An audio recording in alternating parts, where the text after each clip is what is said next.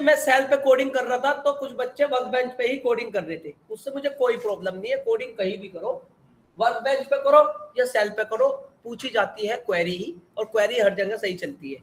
कुछ बच्चे ऑनलाइन में भी, मैं पढ़ा रहा सेल पे और वर्क बेंच पे कोई क्वेरी चला रहे थे, तो कोई दिक्कत नहीं है, कोई प्रॉब्लम नहीं, क्योंकि क्वेरी चल रही है वहां भी, क्योंकि वर्क बेंच भी और माई एसक्यूएल भी एक ही सर्वर से कनेक्ट है।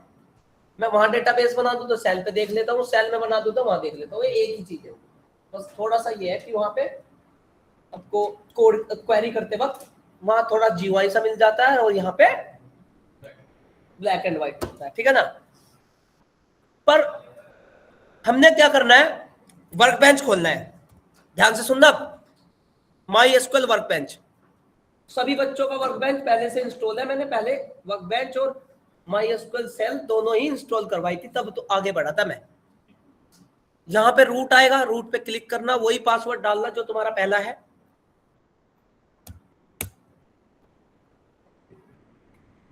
इस तरह से करके इसमें एक इंटरफेस दिखेगा आपको, माई एसक्यूएल वर्क बेंच का एक इंटरफेस देखने को मिलेगा। मिल गया, ठीक है। बाहर से मान के चलो तुम्हें किसी ने कोई डेटा दे दिया, देखो जब मैं बताता हूँ कहाँ डेटा, कुछ भी दे दो,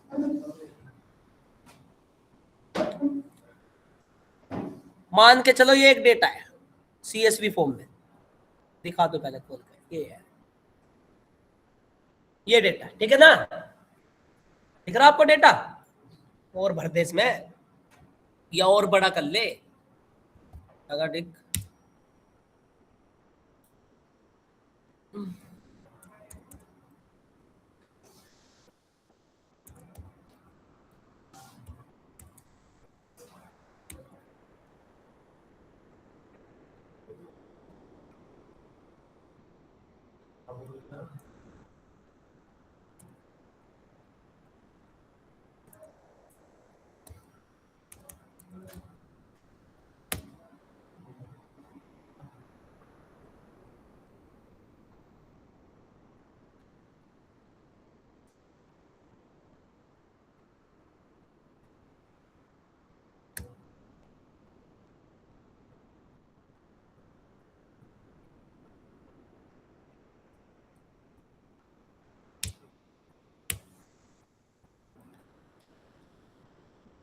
अब मैंने कहना है ये डेटा एसक्यूएल में चला जाए, ठीक है, ये डेटा,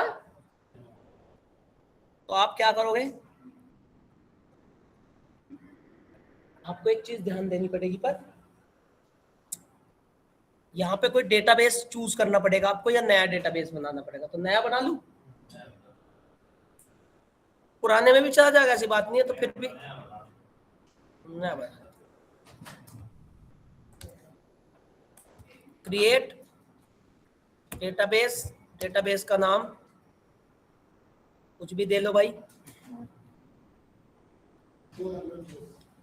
नहीं कीवर्ड होता है इंपोर्ट, बाबा, ठीक है, यहाँ पे बाबा नाम से एक डेटाबेस बन गया, ठीक है। अब इसको देखिए इधर रिफ्रेश कर लो, अगर किसी का ये दिखाई ना दे रहा तो एडमिन वाले में क्लिक कर देना, साइड में दिख रहा होगा ऐसे करके, जैसे ये है स्कीमा में एडमिन वाले पे क्लिक कर देना, हो जाएगा।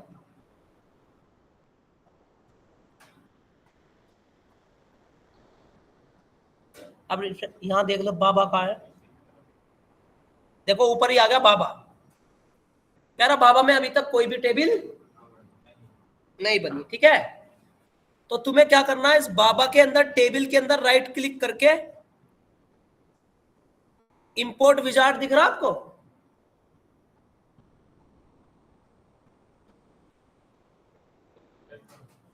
दिख रहा ना इंपोर्ट विजार्ड, इंपोर्ट विजार्ड, इस पे क्लिक कर दो। अब आपसे पूछ रहा है कि भैया कहाँ है, ब्राउज पे क्लिक करके डेस्कटॉप पे है? मेरा डेस्कटॉप कहाँ चला गया, ये रहा, और था डाटा एच। रिफ्रेश कर ले, गोल सा दिख रहा होगा कहीं पे।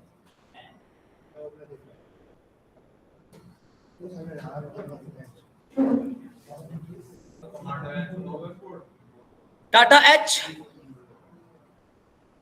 ओपन, ये मैंने यहाँ पे लोकेशन ऑफ डेटा दे दिया फाइल का, डाटा एच, ठीक है। नेक्स्ट, यूज एग्जिस्टिंग टेबल ना। अब ये पूछ रहा है कि भाई बताओ टेबल का नाम डाटा एच ही रहने दूं यही, या कुछ और नाम देना चाहते हो?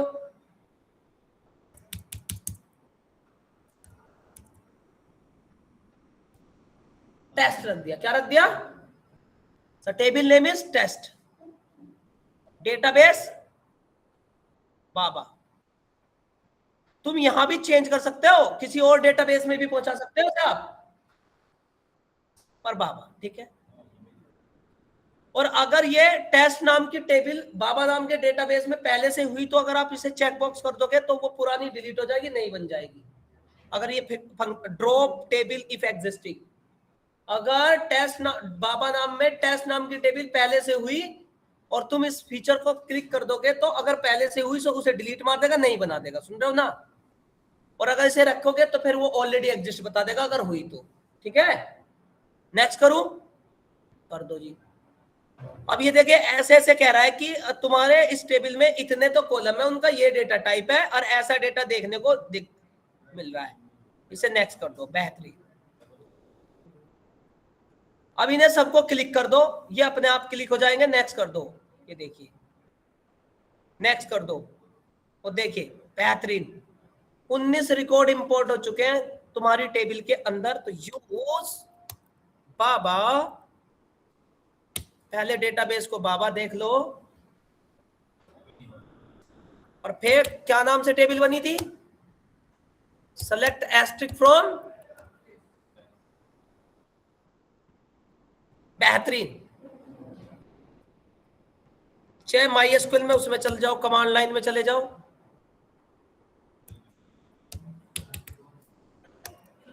यूज बाबा सेलेक्ट एस्ट्रिक फ्रॉम, ले देखो दिख रहा आपको, करो तो जल्दी करके। सर डेटा व्हाट्सएप पे सेंड कर दीजिए। अरे यार क्या गलती की, तो डेटा भी डाउनलोड कर ले। गौरव सर, हाँ, ये जो आपने डेटा जो अपलोड किया वर्कबेंच से, ये क्या सीक्वल सर्वर से नहीं हो सकता कहीं, कमांड लाइन से? SQL सर्वर, MS SQL नहीं, जो आपने ब्लैकबेरी स्क्रीन जो है ना सर्वर, जो कमांड लाइन, उससे नहीं हो सकता डेटा क्या इंपोर्ट? हो जाएगा, क्वेरी बहुत लंबी चौड़ी लिखनी पड़ेगी। उसका भी सर बता दीजिएगा तो। बता दूंगा। सर डेटा सेंड कर दीजिए, क्योंकि डेटा है नहीं पड़ा।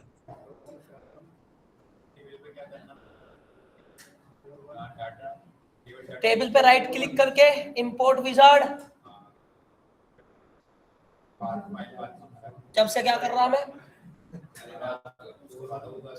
तो मैंने यहाँ पे प्रोसेस बताया, तो अब करना, ब्राउज कर,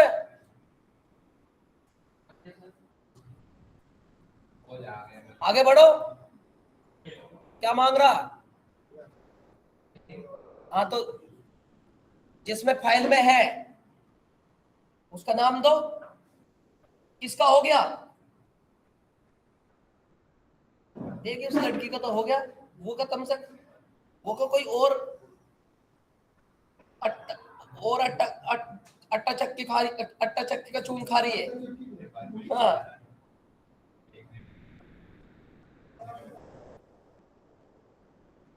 ध्यान से पढ़ा जाता है, चिंगम चबाने में ध्यान रख। अब तुम वही नेक्स्ट नेक्स्ट करते रहो, कुछ नहीं करना, डेटा का लोकेशन दे दो बस, next next next next. Sir Excel file भेज दो व्हाट्सएप पे। तेरी फाइल कहाँ है? तो एक्सेल दे दे, डर क्यों रहा? डेटा कोई सा भी दे लो, एक ही है, फोन में ही मरना पड़ा। भैया इसको फिर मेरे दोहरा होगा, तू ले गए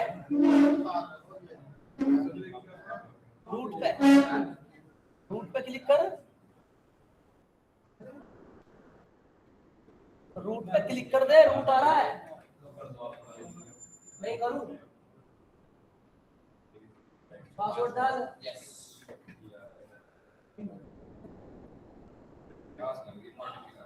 हो गया।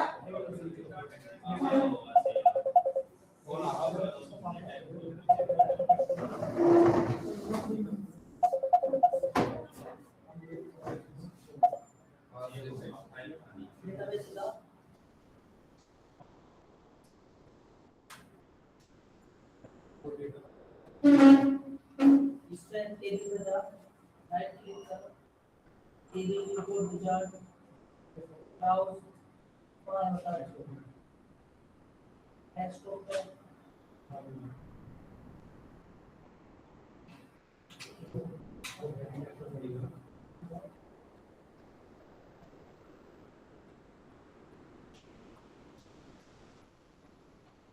ये इंपोर्ट जो डेटा करेगा वो CSV करेगा या JSON करेगा,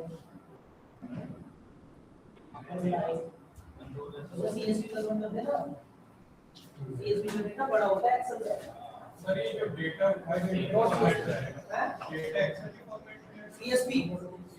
CSV या JSON, यही दो डेटा ऐसे होते हैं जो बड़े डेटा होते हैं, एक्सेल में तो छोटा डेटा आता है। ब्राउज कर, डेटा कहाँ है ना, तो कहाँ है बता, डेटा डाउनलोड करना है, तेरा है डेटा कहीं,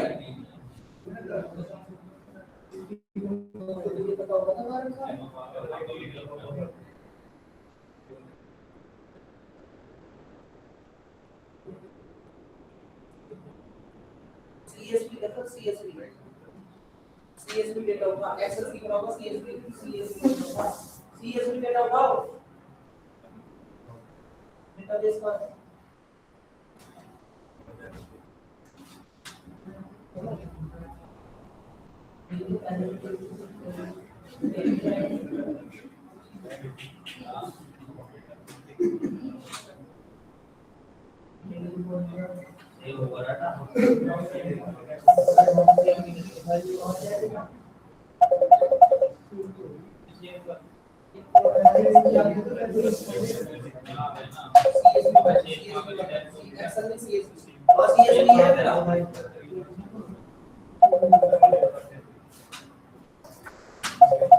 मीटिंग कट होगी क्या?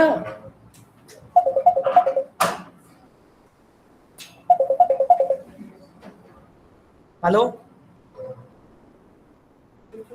हेलो जी,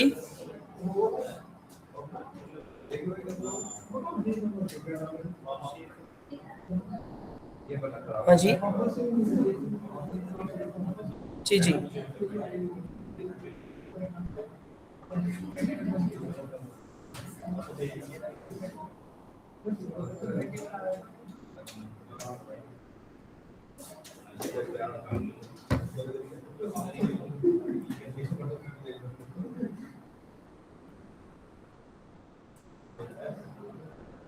देखिए मैं आपको एक बार दोबारा से बता रहा हूं, सुनो इधर फोकस कीजिए, दोबारा से बता रहा हूं मैंने क्या किया है,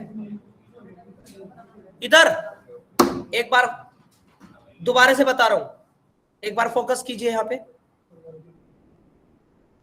मैंने MySQL का वर्क बेंच खोलना सबसे पहले, स्टार्टिंग में जब भी मैंने बेटा आपको MySQL इंस्टॉल